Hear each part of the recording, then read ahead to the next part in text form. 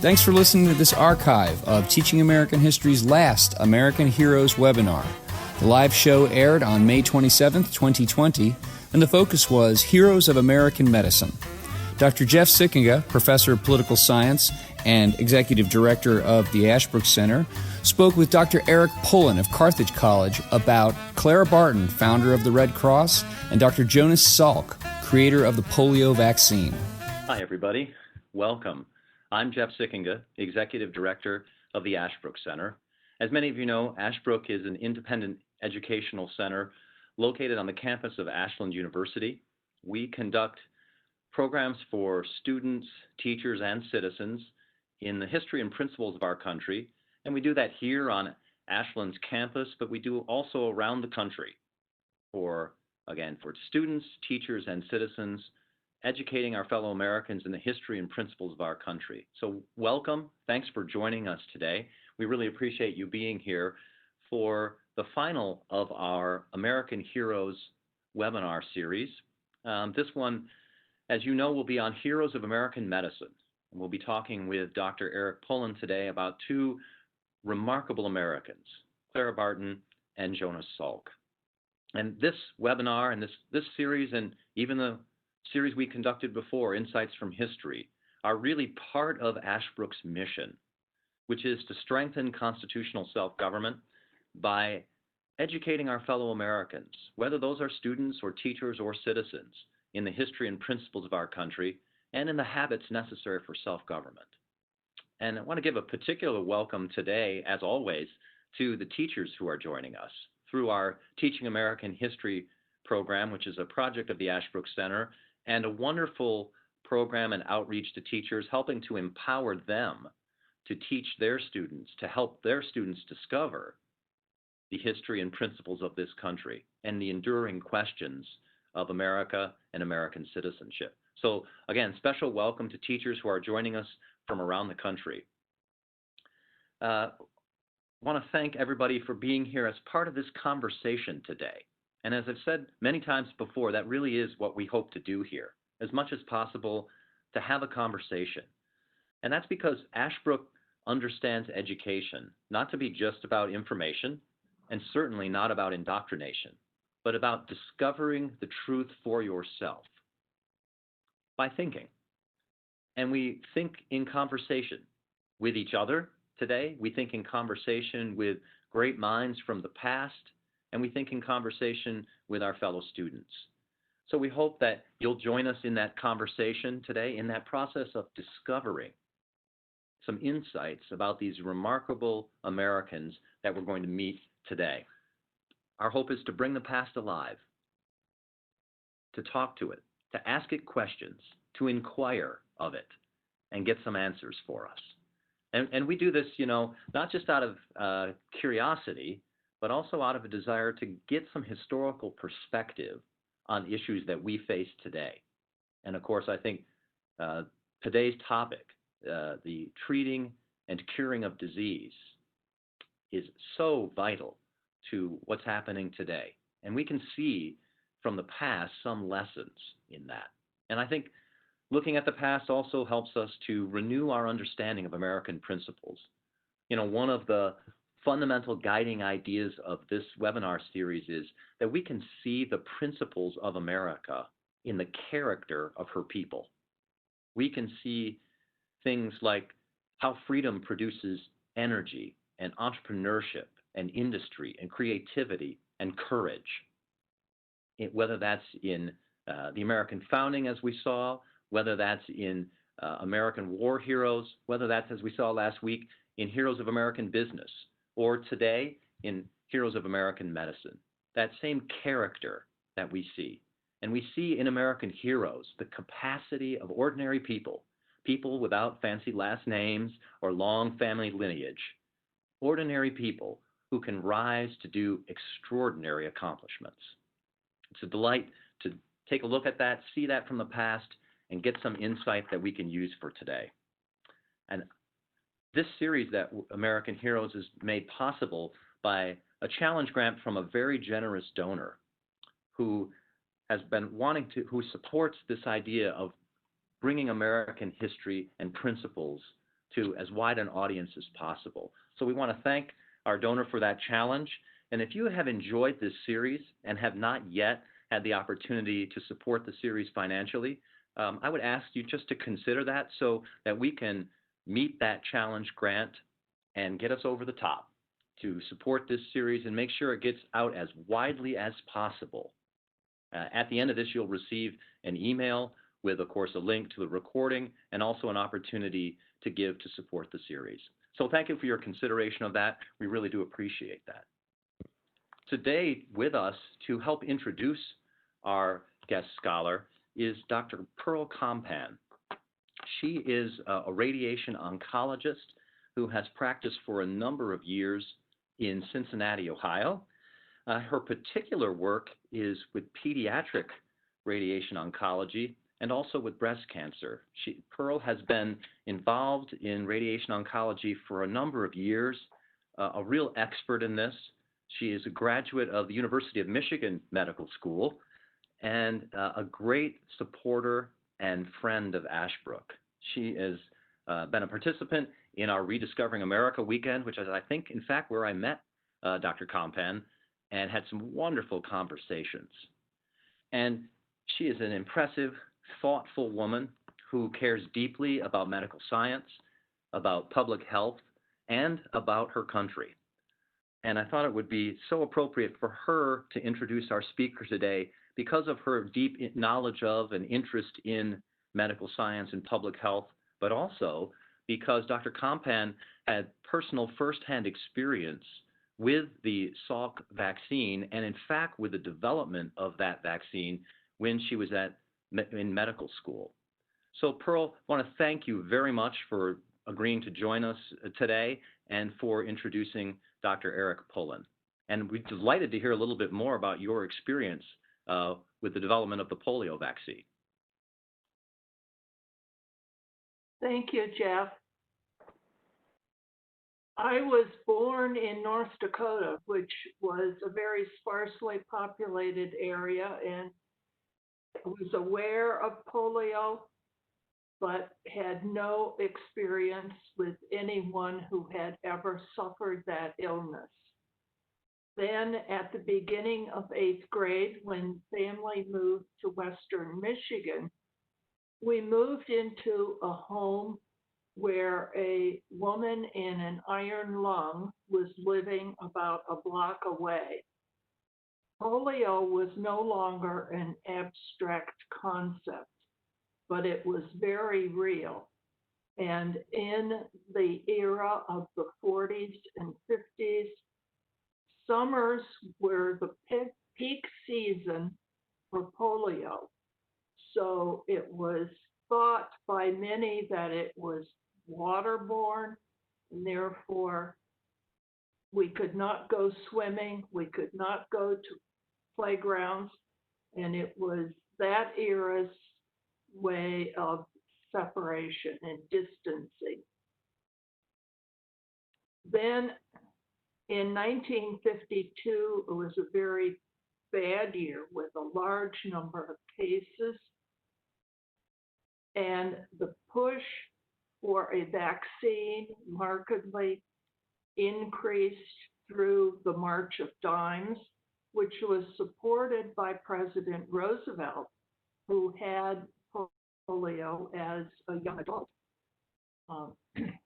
It became a very active and very successful fundraising program and supported all of the vaccine research by almost all of the researchers, including Dr. Jonas Salk and Dr. Albert Sabin. Dr. Salk's vaccine was chosen by the March of Dimes for conduction of the first clinical trial, which was started in 1954 and reported in April of 1955, with a 60 to 90% efficacy rate, which is remarkable. A total of 650,000 students in first and second grade had received the vaccine with an equal number who had received a placebo. The trial was run by Dr.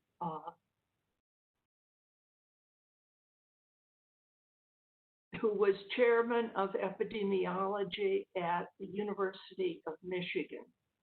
Dr. Francis was my professor of epidemiology as a freshman medical student, and I was fortunate enough to be able to hear firsthand account of the conduction of this trial. The March of Dimes then proceeded to pay for inoculation of all of the first and second grade students in the United States in 1955. The vaccine after that became available to the general population, and the last reported case of polio in the United States was 1979. Last year, there were 99 cases in the world, and the only remaining endemic areas are in a small area of eastern Nigeria and in areas of Afghanistan and Pakistan. This has been a remarkable success story, and it has been a pleasure to be able to observe this more or less from beginning to end. Now I would like to extend our welcome to Dr. Pollan. Dr. Eric Pollan is Associate Professor of History and Asian Studies at Carthage College in Kenosha, Wisconsin. He is the chair of the History Department and also the co-founder and co-director of the Humanities Citizenship Initiative at Carthage College. Dr. Pollan specializes in U.S. foreign relations and is a frequent collaborator with the Kenosha Civil War Museum. He earned a bachelor's in history from Rockford College, an MA in history from Northern Illinois University, an AM in labor and industrial relations from the University of Illinois at Urbana-Champaign, and a PhD in history from the University of Wisconsin at Madison. Welcome, Dr. Pollan. Thank you very much for hosting me. Thank you for your introduction. Yes, thank you so much, Dr. Kampen. Thank you. Eric, thank you so much for joining us today. Maybe we can start. These are names that people have heard of, Clara Barton, of course, and Jonas Salk. But maybe we could start by just taking us back a little bit to before they were famous. Tell us a little bit about the lives of these two people before they started on their accomplishments. So for Clara Barton, when is she born and what is she doing up to the point of the Civil War when she becomes really actively engaged in nursing? And then also Dr. Jonas Salk, what's he doing? What's his life like before he begins his work on the polio vaccine? Great. Let's start with Clara Barton. Clara Barton was from a relatively upper middle class family in New Oxford, Massachusetts. She's born on Christmas Day in 1821. She's actually named after Samuel Richardson's novel Clarissa, but she didn't really like the name Clarissa, so she changed it to Clara. Her father, Stephen, was a representative in the Massachusetts legislature. So she had more opportunity than most people in her era, but I wouldn't call her especially privileged. What I would say about her family is that they represented the sort of the cutting edge of what then would have been progressive thought in the early to mid 19th century. So I think it's funny that you ask what was Clara Barton? Who was Clara Barton before she was a nurse? And I guess when you look at one of the first things she did, it's actually being a nurse. Her brother fell off a roof when Clara was 10, and Clara tended to him for 2 years, and she discovered she had quite an aptitude for caregiving.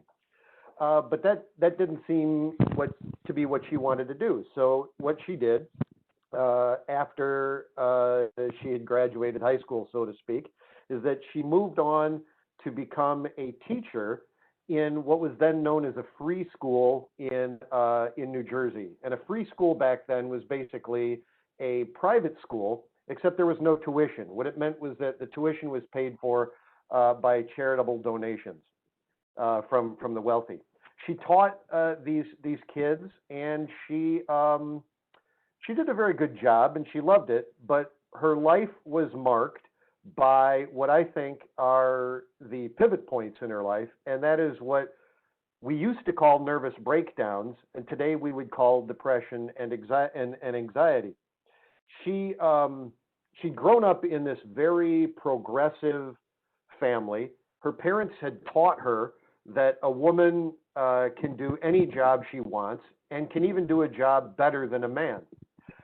But one of the details I just forgot to mention is that she actually started this school in New Jersey, this free school, and she developed the student body from 0 to 600 in just a couple of years.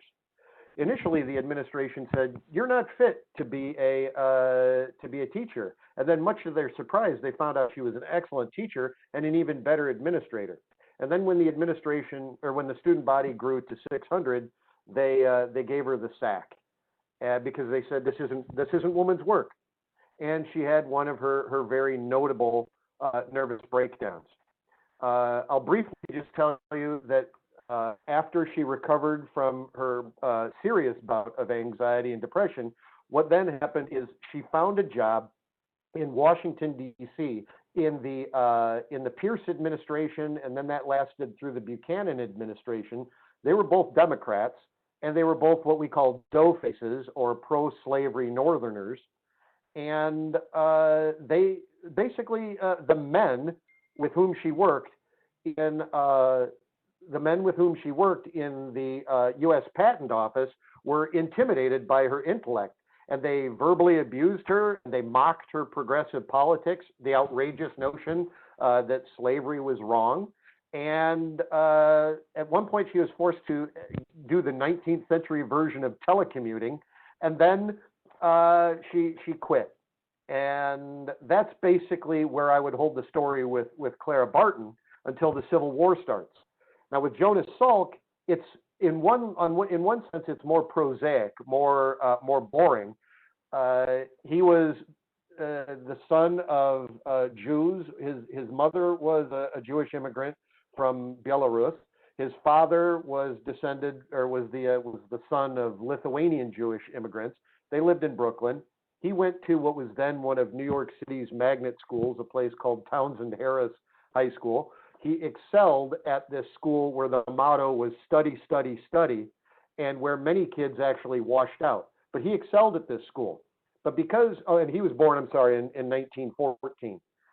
Because he graduates during the Great Depression, he goes to the City College of New York, which then was one of the finest institutions academically, but it had really poor research facilities. He developed an academic record there that drew the attention of medical scholars in the New York area, and he applied to schools like Yale, Cornell, Columbia, but he didn't get in because those schools had Jewish quotas. Well, he did get into New York University Medical School, which did not have quotas for Jews, and of course he excelled.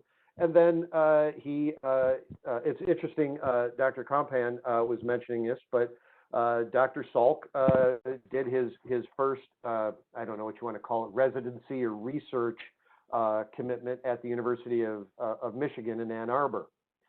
So one more thing I think I'd like to say about Dr. Salk in comparison to Clara Barton is that the early part of Dr. Salk's life was devoted to left-wing radical politics and even flirtations with the Communist Party. So both Dr. Salk and Clara Barton viewed themselves as being on the cutting edge of what it meant to be American as they defined it. In other words, they didn't feel, they were both very patriotic Americans, but they thought America could do better. And they both ultimately decided to pursue making better America through the medical profession. I see. That's really interesting, because one of the documents you had us look at was some letters and documents from the Civil War era, right? And talking about the Sanitary Commission, talking about discussing the nurses involved. How does Clara Barton, who as you said, she had some informal experience nursing her brother and was very good at it after his accident, but how does a person who had been such a successful educator and looks like she's probably going in that trajectory, and then works, and of course, in the federal government, but as you say, is essentially forced out, how does she then end up with her first real public engagement that we know her for, which is her work as a nurse in the Civil War, when she ends up being, I think, called, one person describes it as the angel of the battlefield, and she becomes famous for. How does she get catalyzed into that role? I'll phrase it like this. I would say that her connections to Massachusetts politics and her administrative skill were actually her what enabled her to be, I guess, what I'd call a medical entrepreneur. So once the Lincoln administration takes power in 1861, Clara Barton now finds herself employed again by the federal government. And in the spring of 1861, after Lincoln's inauguration, the city, Washington, D.C., became a veritable city under siege. And in order to supply Washington, D.C. with troops, they had to use the rail lines that took them through Baltimore, Maryland. And it just happened to be a coincidence that it was the 6th Massachusetts militia that goes through Baltimore, Maryland, which, as you probably remember, Jeff, was on the border. It was a border state, and it couldn't make up its mind whether it was going to join the Confederacy or the Union. When these troops go through Baltimore, the people of Baltimore riot, and they kill some of the soldiers, they wound some of the soldiers, and when they eventually make it into Washington, D.C., Clara Barton meets them at the train station because she views it as her patriotic duty, and she's horrified by what she sees. What she sees is that the national government, the Union, is grossly unprepared to take care of these soldiers. Not only is there no medical assistance for them, no bandages, no medicine, no palliative care, there's no food, there are no rations for these people, and she's thoroughly disgusted. So what she does is she starts to work her administrative connections. In particular, the senator from, it's not Sumner, I'm trying to remember his name. What was his name? I have to look at my notes. The senator from Massachusetts at the time. His name was, and I'm kicking myself here, Henry Wilson. Senator Henry Wilson of Massachusetts, who is a friend of her father's. They start to pull some strings, and what Clara Barton is able to do is convince the government that they need to take better care of their soldiers, because she knows, especially after the first Battle of Bull Run, which we all know was a disaster, and convinced the Union that they were going to have to wage a total war, that medical care was going to have to be a priority. The problem for her is that she was a woman, and no one in the United States Army wanted to have anything to do with her. Moreover, the people, the civilians who should have been working on a United States Sanitary Commission, which would have been based on the British Royal Sanitary Commission, refused to do the basic preliminary work needed to set up the medical apparatus and the administrative apparatus and the logistical apparatus necessary to serve American soldiers in the field. So she used the bureaucracy in Washington at the same time that she ignored it.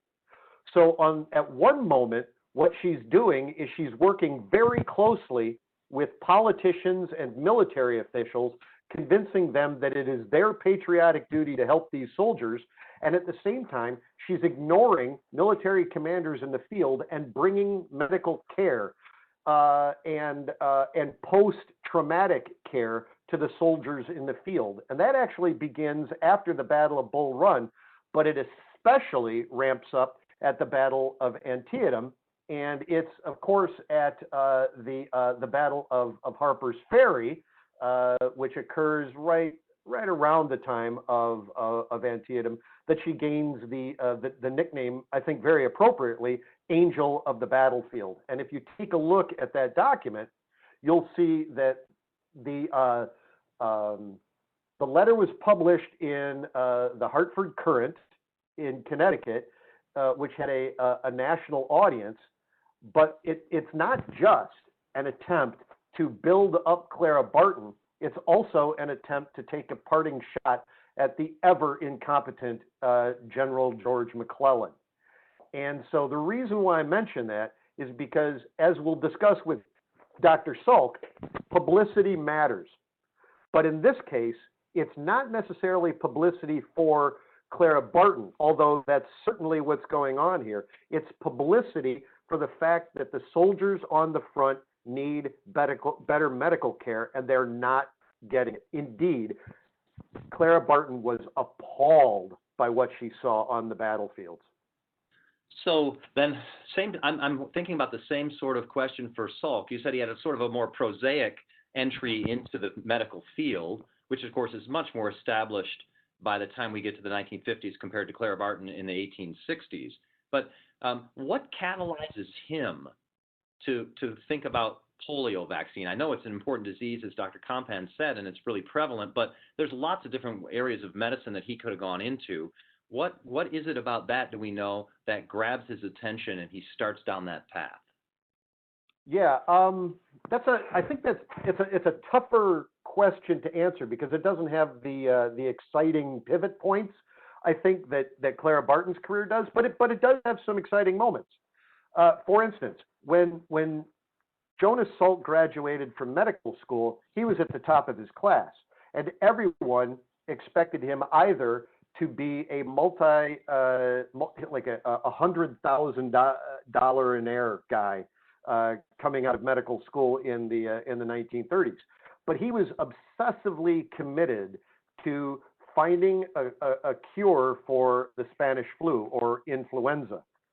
And there's a certain point in his career where he decided to stay an MD rather than become a PhD biochemist or biomedical researcher. And I think the reason why is that he wanted to stay very close to the action. The most exciting story I think I can tell has to do with how, on a trip back from Denmark, I think it was, in 1951, he meets a man named Basil O'Connor, who is head of the National Infantile Paralysis Foundation, or the National Foundation for Infantile Paralysis. And Basil O'Connor, I'll tell you a little bit about him in a moment. They met on board ship as they're returning to the United States. These are two very driven men. And Basil O'Connor was very committed to finding a cure to polio as quickly as possible. And on board ship, he was convinced by Jonas Salk that Jonas Salk could do it. Because Jonas Salk, he talked the talk. He really was a genuinely bright man. There was no puffery here. He really had ideas on how scientific research could be conducted in such a way that a cure to this virus could be found. Or not a cure, but a preventative, a prophylactic to this virus. And let me pause there and just tell you a little bit about what Dr. Kampan mentioned. I think the big reason why we know Jonas Salk's name is because of Franklin Delano Roosevelt. People will argue with me, and I think that's fair, But we need to understand that as horrible, as horrifying, and as horrendous as was polio, it was actually a very rare disease. Despite the spikes that we are aware of in the 20th century, particularly during World War I, there was a big spike in 1942. There was an even bigger spike in 1952. If it hadn't been for the fact that Franklin Roosevelt contracted polio and had but convinced his law partner, Basil O'Connor, to head the center at Warm Springs, Georgia, where Roosevelt took his therapy. Basil O'Connor was too ambitious to just run that place in Georgia. He committed himself fully to promoting the National Foundation for Infantile Paralysis. And in so doing, he supported the political career of Franklin Roosevelt, and Roosevelt in turn supported Basil O'Connor. And they came up with the very famous March of Dimes campaign, which is essentially based on the notion, and American charity, I think it's fair to say, was based on, before World War II, was based on the idea that most of the time you want a small number of rich donors giving a lot of money to causes. Basil O'Connor revolutionized charitable giving in the country with the March of Dimes campaign by having people send in dimes, literally, just like as simple as this. Put a dime in an envelope, write Franklin Roosevelt, White House, and send it to the White House. The first year, they raised $1.8 million doing this. That's an astronomical sum in the 1930s. By the end of, I think, 1960, the March of Dimes, or the National Foundation, had raised something like $60 million. Again, astronomical sums during that period. The point I'm trying to make is that Jonas Salk's rise it's dependent upon the marketing, the publicity, and the administrative genius of Basil O'Connor, who is connected to Franklin Delano Roosevelt, who himself, we all know, contracted polio. And the final thing I'll say along these lines is, I think the job of the March of Dimes was really, quite frankly, to scare the hell out of the American people. I'm not minimizing the danger of polio. Again, it's a horrible disease.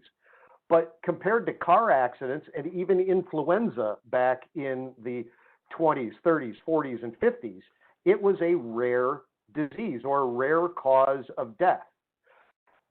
David Oshinsky, a historian I happen to like very much, says that according to opinion polls taken in the 1950s, the only thing that scared Americans more than polio was the threat of nuclear war. And he attributes that to the March of Dimes campaign. Oh, that's fascinating. So, Clara Barton, you mentioned the importance of publicity. What does she learn? And maybe we could say this for both Barton and Salk. What do they learn along the way? What do they learn along the way about relations with politicians and the bureaucracy as they're trying to do things like she's trying to create, for example, an American version of the Red Cross, or American branch of the Red Cross, which of course starts in Europe, right? Not the United States, but is brought here by her essentially after the Civil War. What do they learn about dealing with politicians and the bureaucracy, and what do they learn about dealing with the press that helps them become successful? Well, let me start with Jonas Salk. Jonas Salk was the kind of guy who craved attention but hated publicity. Jonas Salk, he wanted to do his research. And if there are three phases in Jonas Salk's life, I think it bears out my claim. The first one, when he was a young guy, was what a lot of young people go through, and that's a period of political activism. But he was more committed to his studies than his political activism. Then when he gets out of medical school, and then through his, let's call it, discovery of the polio vaccine, he is a committed scientist. You ask me what he learns. Oh, and then the third thing is once he becomes established as Jonas Salk, the public figure, the best known scientist in America, possibly even better than Einstein, he becomes what I call, and others call, it's not my idea, a biomystic. So his life is marked by avoidance of the press. What he does, though, is he relies on people like Basil O'Connor to do all of the marketing for him. So he can work on the science. Clara Barton is not so fortunate. Clara Barton, in my opinion, is really not a nurse. What she is a medical administrator who understands the importance of nursing. Clara Barton, unlike Jonas Salk, never had any scientific training, and she never had any formal training in nursing. What she did understand is brought out by the question you asked, and that is, how did she understand the press? How did she understand bureaucracy? Well, this is a woman who, like I said, if Jonas Salk is marked by the 3 periods I talked about, I'll say that Clara Barton is marked by 3 periods marked by, again, what many people used to call nervous breakdowns. Every time she has a nervous breakdown, she comes out of it stronger, more determined, and more competent than she was the last time. So what she learns is that she has to be relentless with her advocacy with politicians. And she has to make alliances with politicians that show them that acting in a certain way is in their interest. For instance, during the years of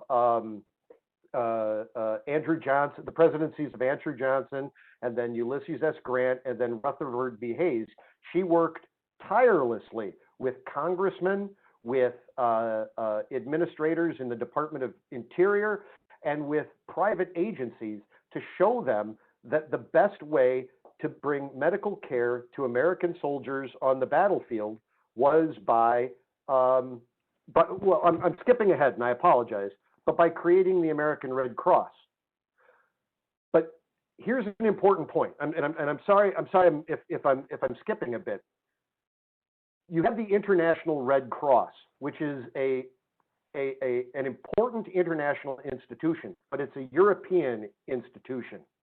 And many Americans don't want to be involved in the International Red Cross because they see it as tainted by the old values of Europe. Right after the Civil War, we're Americans. We're a new nation. We're America because we're not Europe. And if we join the International Red Cross, what we're doing is un-American. And even Rutherford B. Hayes said if we join the International Red Cross, what we're doing is that we are engaging in entangling alliances.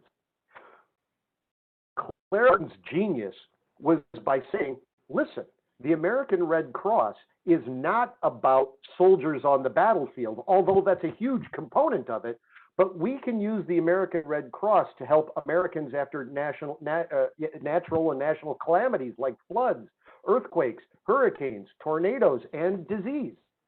And it was those efforts with the press, with politicians, and ultimately with presidents themselves that convinced the United States in 1882 to join the Geneva Convention and form a branch of the International Red Cross, the American Red Cross.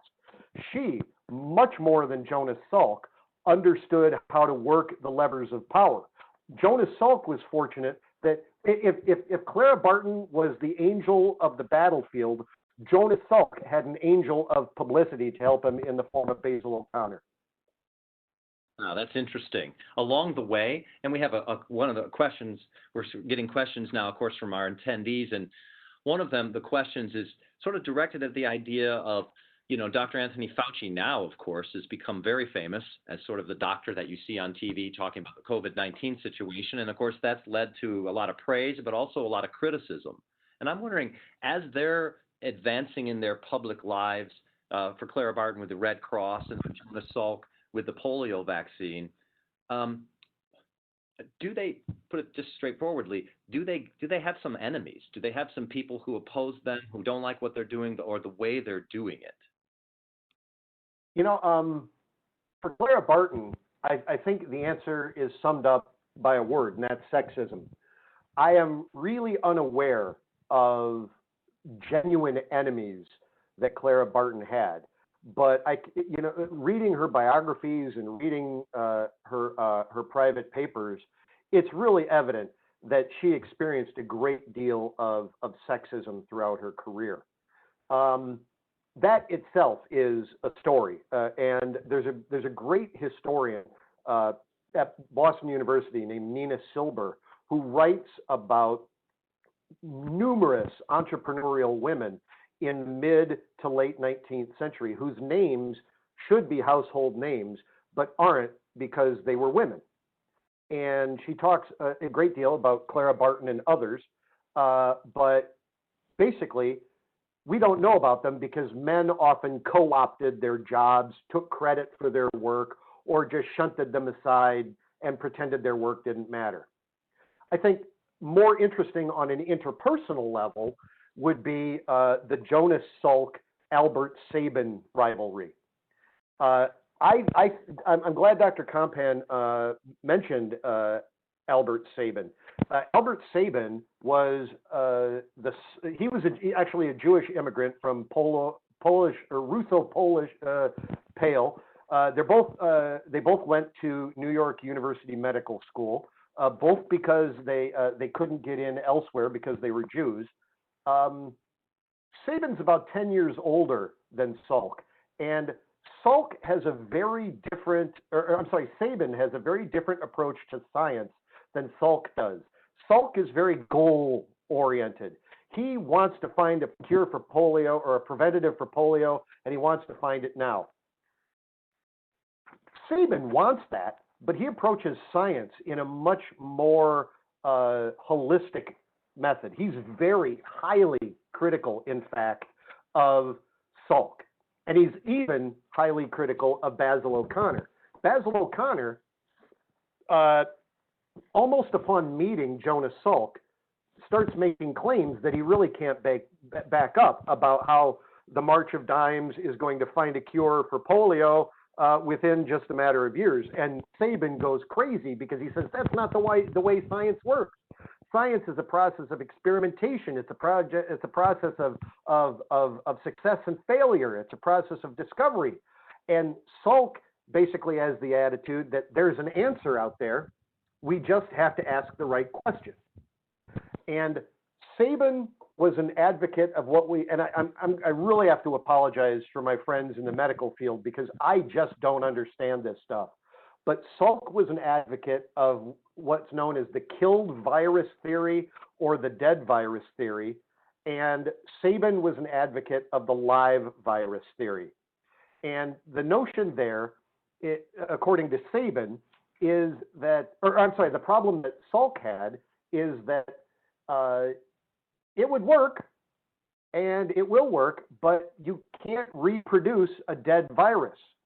Except, and I forget the name of the physician, a couple of years before Salk, someone actually does produce a polio virus in the laboratory, which enables Salk to continue his work. Sabin is saying, that's all well and good, but you're going to need more testing, and you're going to need more effective testing because without a live virus, you're going to have accidental deaths. Well, it's science, frankly, I don't understand, and I apologize for that. But Sabin, or rather what Salk does, is what today would not pass an undergraduate institutional review board. Salk actually inoculates 200,000 children, but that's after he inoculates and he performs experiments on, and this is the term that was used back then in the 50s. We would never use this term today, but the Polk School for the Retarded and the Feeble-Minded. In other words, what Salk did was he performed medical experiments on people without consent, or even worse, on people who were incapable of giving consent. And then he conducted a mass national experiment that, like I said, would never have passed an IRB review today.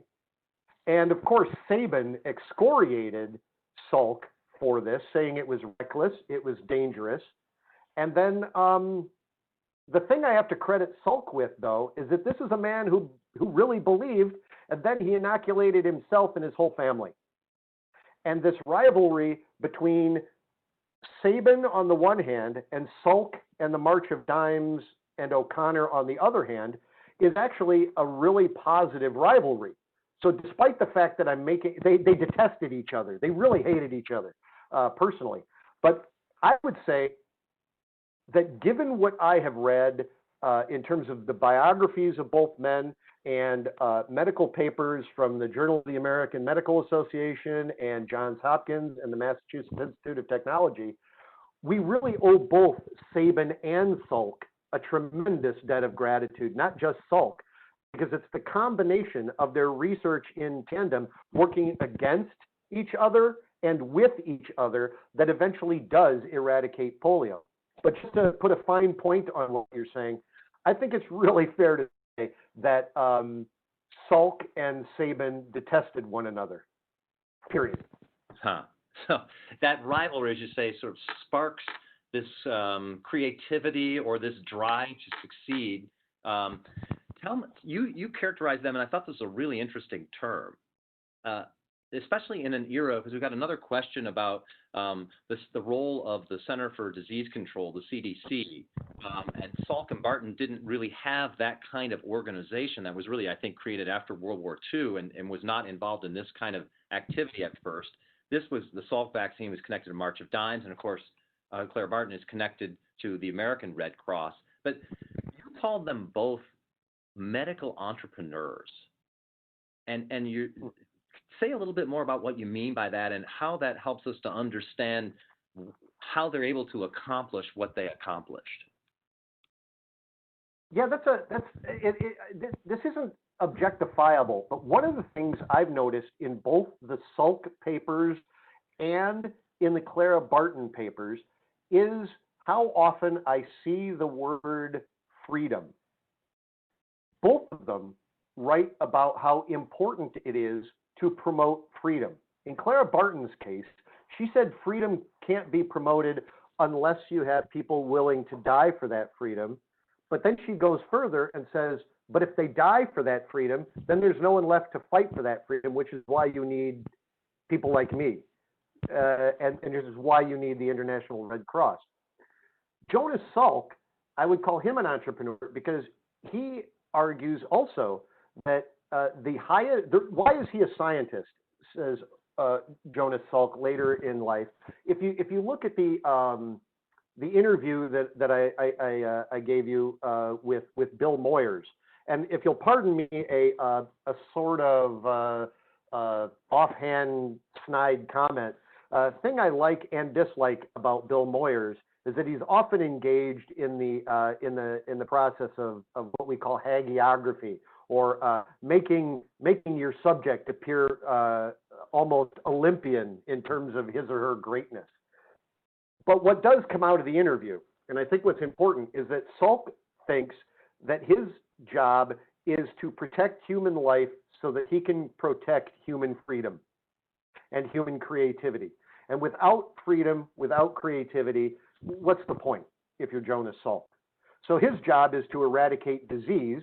And in terms of entrepreneurship, what he's doing is he's risking his time, he's risking his reputation in order to cure disease, just as Clara Barton is risking her time and her reputation to set up institutions that will care for people.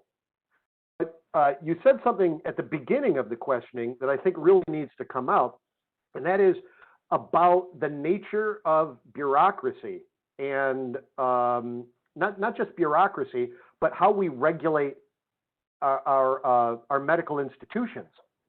And it is, if you look at the 21st century compared to mid-20th century America, it's night and day in terms of regulation and in terms of how we vet drugs for the marketplace.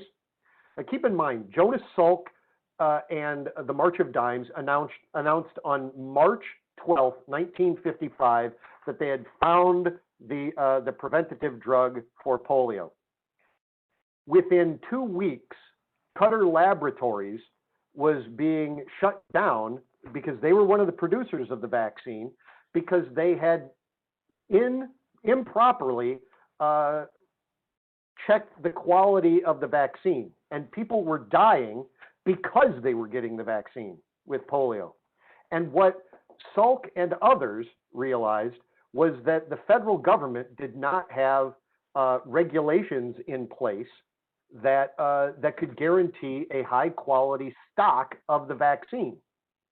And and then of course, Sabin comes out and says, "I told you so."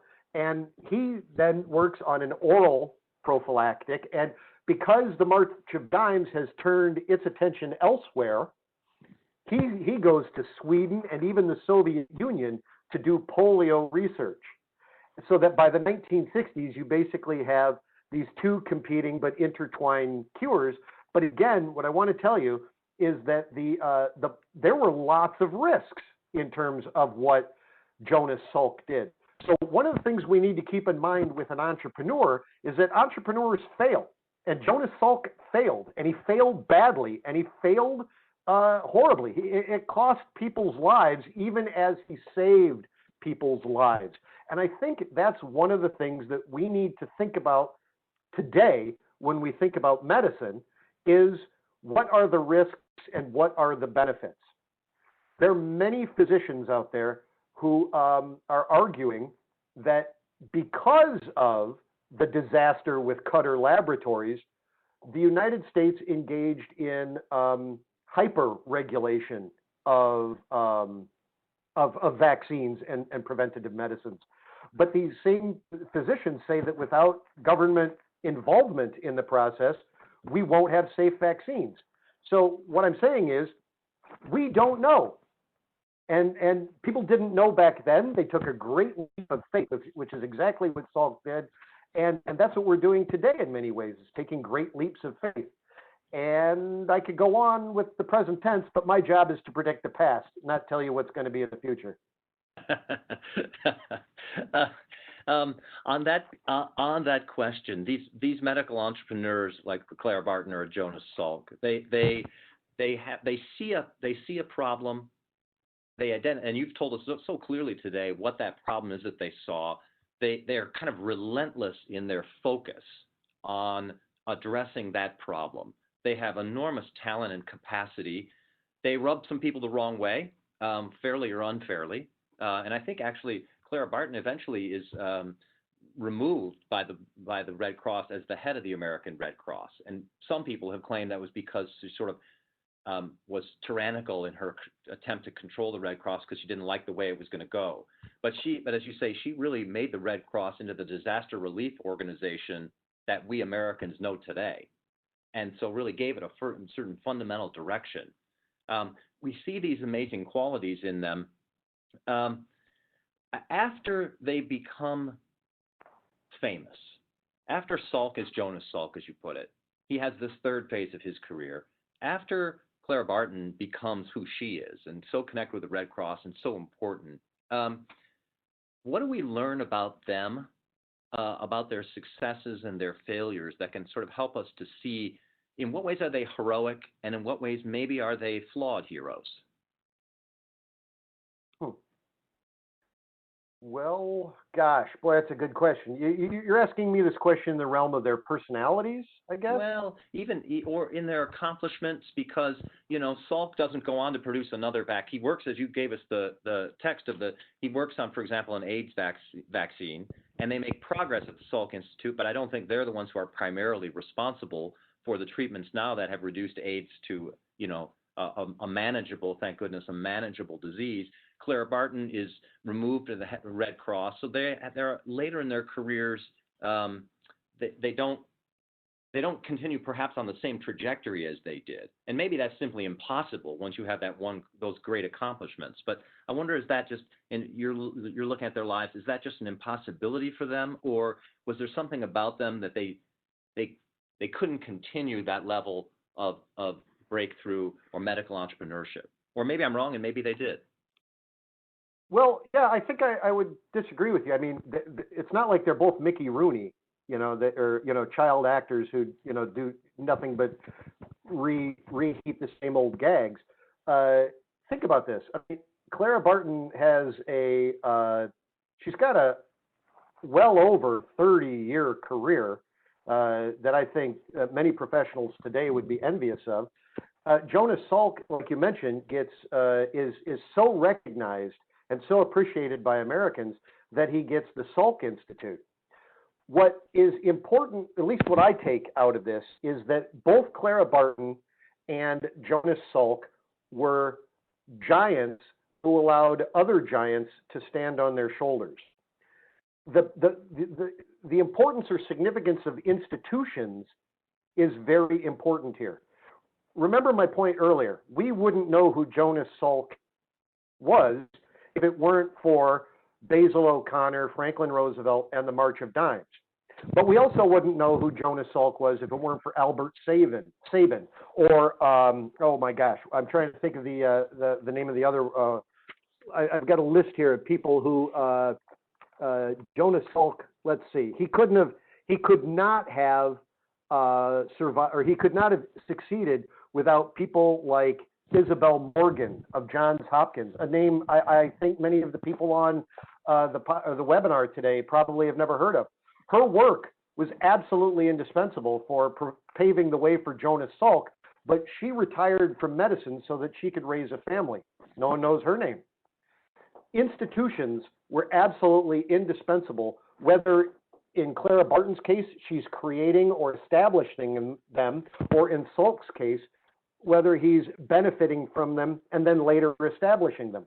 If the Salk Institute isn't the Mayo Clinic or the Johns Hopkins Medical Center or the medical campus in Houston, Texas, that's no fault of Jonas Salk.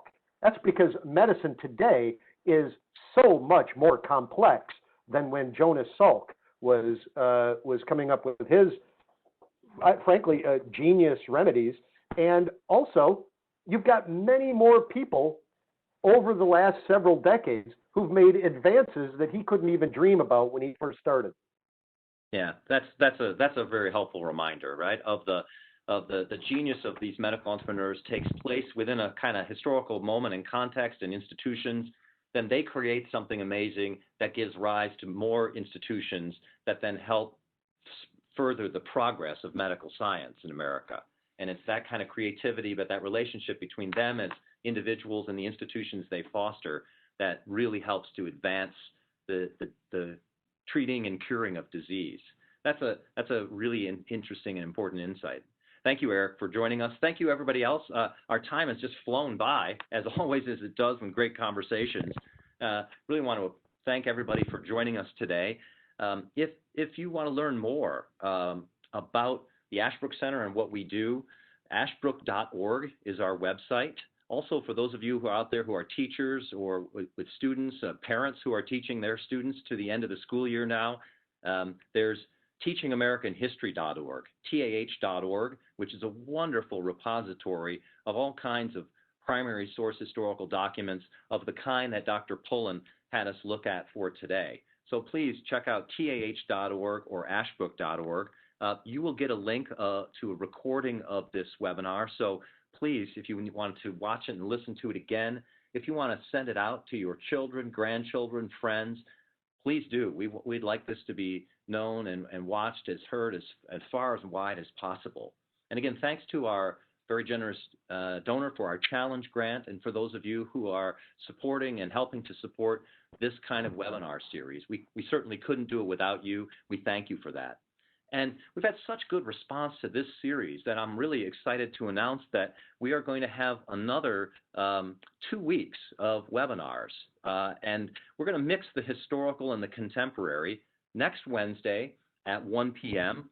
So that's June 3rd, 1 p.m. Eastern Time. We're going to talk about, it will be close to June 6th, and we're going to talk about the 75th anniversary of the liberation of Europe during World War II. And so we're going to talk about D-Day and the liberation of Europe with Dr. John Mosier, who is a faculty member at Ashland University here and a member of our TAH and Master of Arts programs.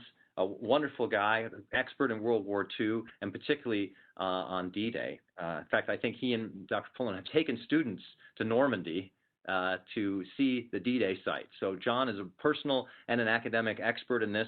It'll be a great conversation. D-Day and the Liberation of Europe next Wednesday, and then the following Wednesday, we're going to be talking with Dr. Sarah Burns on contemporary issue COVID-19 and the 2020 elections. What effect is this pandemic going to have on our democracy and our really important elections that are coming this fall? So next week, D-Day and the Liberation of Europe, and then the following Wednesday, COVID-19 and the 2020 elections. I want to invite all of you back for that. There will be links, of course, sent to you all for registering. Encourage your friends and family to register as well. Two really interesting and important topics. And our purpose in those, as it was today in a great conversation with Dr. Pollan, is to get some historical perspective on the issues that we face today, so relevant in the search for the treating of disease and the search for a vaccine, well, what we've learned today, and to renew our understanding of America. And as Dr. Pollan said, to see the importance of American values like freedom, these fundamental principles that come from our founding, creativity, entrepreneurship, energy, enterprise, and how those can help us in search for curing of disease. So it gives us hope to know the kind of character, even with their failures, as Dr. Pollan said, even with their flaws, that these people have accomplished amazing things. And that, I think, can give us hope in the future for America and in the character of the American people. So as always, thank you for coming, and stay healthy, stay hopeful, and stay connected with Ashbrook. Thank you. Thanks again for listening. You can learn more about our free resources and many programs, including webinars, for teachers at teachingamericanhistory.org or tah.org.